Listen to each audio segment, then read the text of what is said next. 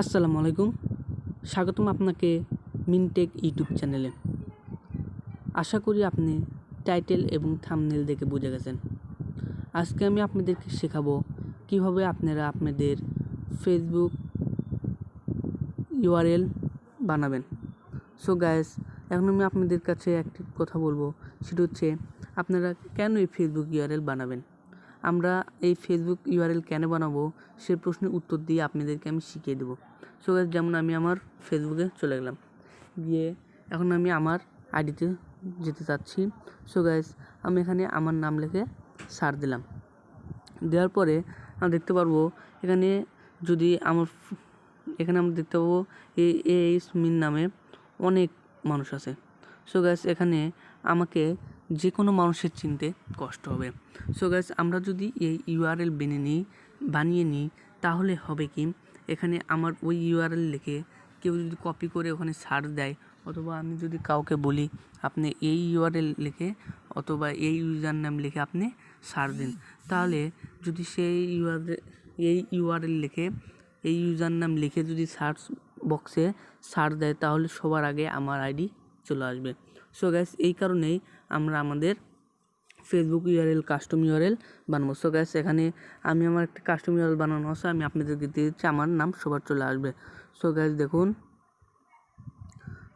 আবু হোসেন 925 লিখে সার্চ দেওয়ার সঙ্গে সঙ্গে সবার আগে আমার নাম চলে আসবে। সো গাইস, এই নামে কেউ যদি সার্চ দেয় সবার আগে আমার নাম চলে আসবে।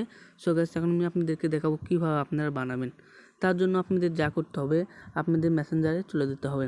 মেসেঞ্জারে চলে যাওয়ার পরে আপনারা সবার উপরে এখানে একটি দেখতে পাচ্ছেন, সেখানে আপনারা ক্লিক করবেন। আমি আপনাদেরকে অ্যারো চিহ্নের মাধ্যমে দেখিয়ে দিয়েছি। সো গাইস, তারপরে আপনি একটু স্ক্রল করবেন। স্ক্রল করার পরে এখানে আপনি ইউজার নেম নামে একটি ইন্টারফেস আপনার সামনে চলে এসেছে। সো গাইস, আপনি সেখানে ক্লিক করুন। ক্লিক করার পরে আপনি এখানে এডিট ইউজার নেমে ক্লিক করুন। ক্লিক করার পর এখানে দেখতে পাচ্ছেন আমার একটি ইউজার নেম অলরেডি দেওয়া রয়েছে। সো এখন আমি আপনাদের দেখানোর সাথে আমি একটি ইউজার নেম বসে দেবো।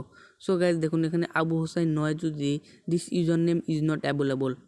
সো গাইস, তার মানে ইউজার নেমটি ইউজ করা হয়েছে, আমাদের একটি ইউনিক দিতে হবে, সম্পূর্ণ আলাদা ইউজার নেম দিতে হবে। সো গাইস, তার জন্য দেখুন আবু হোসেন আমি 25 দিলাম। সো গাইস দেখুন, যদি আমার এটি বেশি না থাকে তাহলে দেখুন সবার উপরে একটি সেভ বাটন উঠবে, এটি শো করবে। কিন্তু দেখুন যখনই আমি 2 লিখব তখন এই সেভ বাটনটি শো করছে না। সো গাইস, আমি 5 লেখার সঙ্গে সঙ্গেই এই সেভ বাটনটি শো করেছে। সো গাইস, তারপরে আপনি কাজ শুরু সেভে ক্লিক করে দেওয়া। সেভে ক্লিক দেওয়ার পরে আপনার একটি ইউজার নেম তৈরি হলো। সো গাইস, আপনি যদি ভিডিও দেওয়া উপকৃত হন অবশ্যই আমার চ্যানেলটিকে সাবস্ক্রাইব করবেন। আসসালামু আলাইকুম।